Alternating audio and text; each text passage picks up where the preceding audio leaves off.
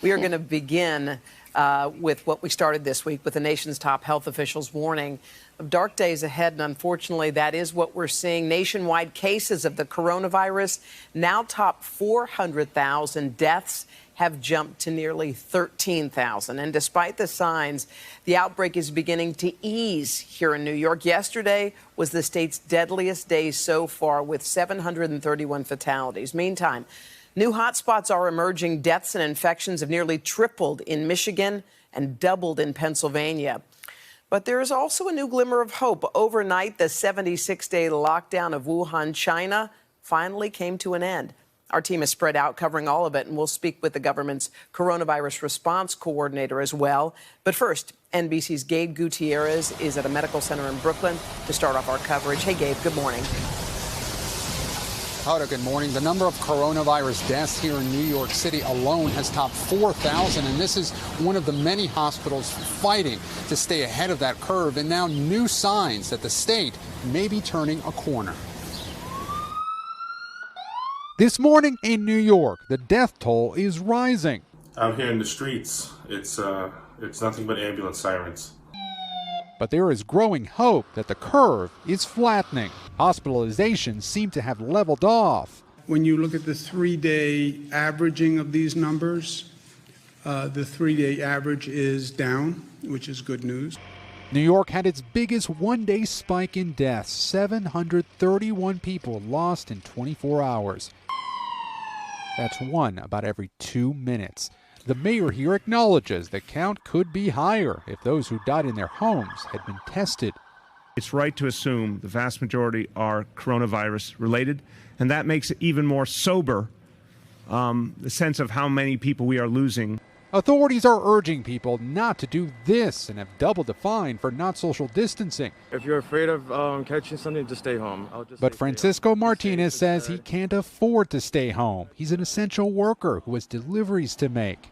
We're all still trying because we don't want to stay home and just not make no money. We have to make money either way because we got to survive. According to the NYPD, more than 7,000 officers were out sick Tuesday.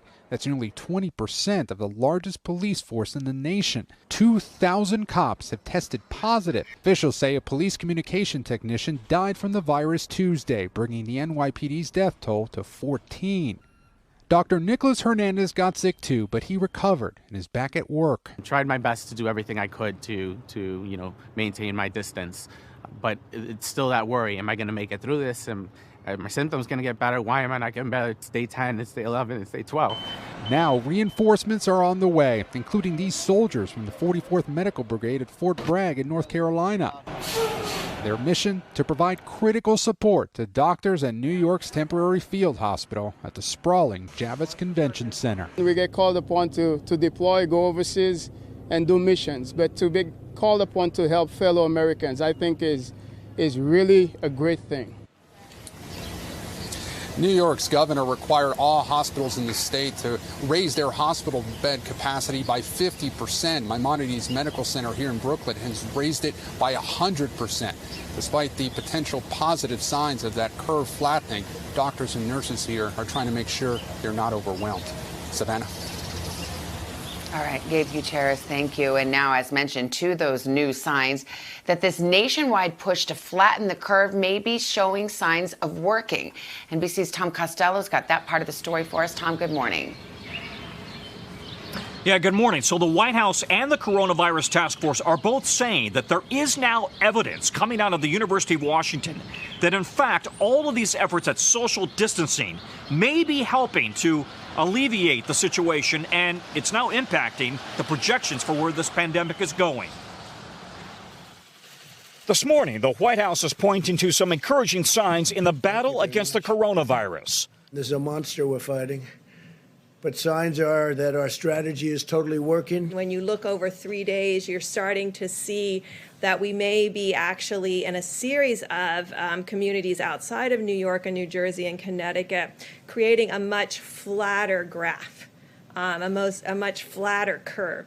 It comes as one prominent model is now revising down some estimates of both the medical and human cost of the virus, including suggesting some states may reach a peak in deaths sooner than previously forecasted. Critics warn it may be too optimistic and caution against relying too heavily on any one model. The data also assumes states practice strict social distancing until June. Top health officials acknowledge those practices are having a positive impact on all projections. When I first started here 5 weeks ago, I said that we will win based on what the communities are able to do as a community of Americans. And I think we're all really deeply impressed about what they were able to do. CDC Director Robert Redfield echoing that, suggesting the death toll could be much lower than the 240,000 deaths projected just last week. If we just social distance, we will see this virus and this outbreak basically decline. In Wisconsin, the opposite of social distancing playing out as stunning pictures like these emerge, with thousands of voters braving long lines after the courts blocked an effort by the governor to postpone the state's primaries. One of the most important times, they're forcing us to come out here in a group. Stop playing politics with our lives. In Los Angeles, less than a week after recommending residents wear face coverings when they go outside, the mayor is now making that mandatory. Cover up, save a life. It's that simple. And as for when things might get back to normal for kids, Dr. Fauci says that while summer camp remains uncertain, the U.S. may be back on track to get back to school. I fully expect, though I'm humble enough to know that I can't accurately predict, that by the time we get to the fall, that we will have this under control enough that it certainly will not be the way it is now, where people are shutting schools. Also this morning, the White House is going to ask Congress for another $250 billion for the Paycheck Protection Program. That's the money that goes to the Small Business Administration to help small businesses if they agree to keep their employees on. Already $350 billion has been allocated, but the demand has been overwhelming. In just the first few days, 275,000 applications. Savannah? Okay, Tom, thank you. And joining us now is Dr. Deborah Birx, the Coronavirus Response Coordinator for the White House. Dr. Birx, good morning. Thanks for being with us. Good morning. Well, even though, as we have mentioned, New York and the nation recorded its single largest day in terms of fatalities, there is, in fact, hope on the horizon and a suggestion that perhaps social distancing is having an effect. Can you explain that? Yeah, we're really proud of the American people. It looks like across the United States, people are following the guidelines, decreasing their social interactions, staying 6 feet apart, washing their hands scrupulously, using hand sanitizer, and critically, not going to gatherings more than 10 people. And I think the American people should be proud of the work that they're doing. And how do you think it's affecting the curve? I mean, do you see the beginnings of a flattening of the curve, or are we frankly not there yet? So each of these epidemics are sub-epidemics. So, you know, the New York metro area is different than the LA and Seattle area and Washington area. So Detroit, we're watching each of these, Chicago, each of them watching very carefully for where they are on their curve. And of course, New York and New Jersey, we know Washington and California started very early, went to social distancing very early. Their curves look like they are persistently flat, and that's very encouraging for us.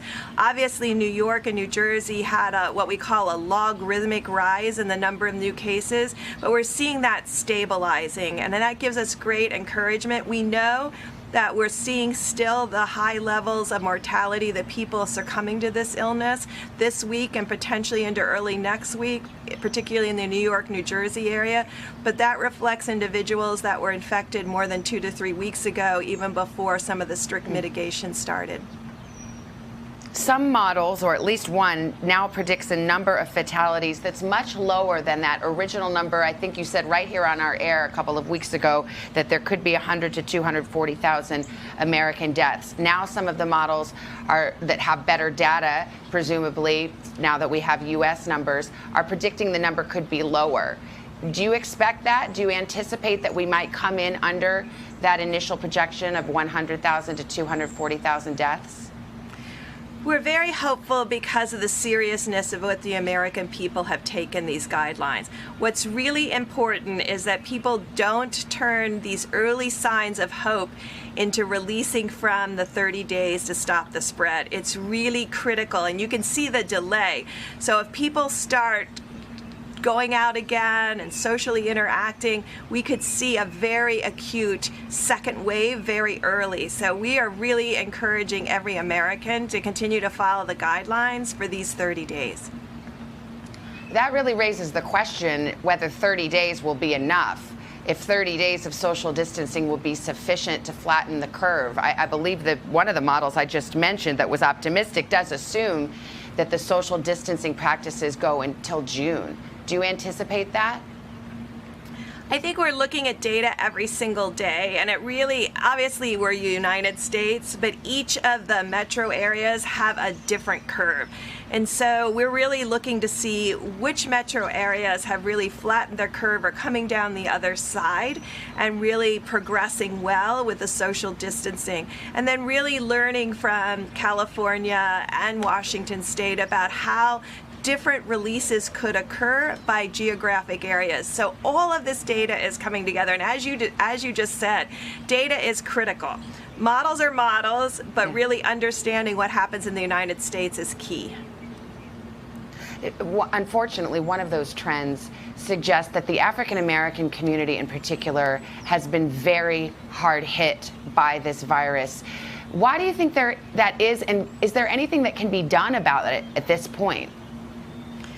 You know, we've been very concerned when we saw where the virus was going and the clear evidence from other countries that pre-existing conditions, particularly diabetes, hypertension, obesity, and asthma, were particularly difficult in the disease course once infected. So I just want to make it clear, we don't think African Americans are more susceptible to getting infected, but we do think with those number of pre-existing conditions, and this really brings us back to the social determinants of health, and I think once this is over, we really need to look very carefully into each of those items to really look at what it's going to take to ensure the health of all Americans.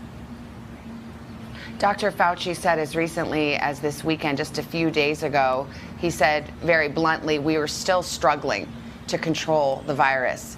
Is that the case? Do you still agree with that assessment? Well, I think you can see how California and Washington have done. Those were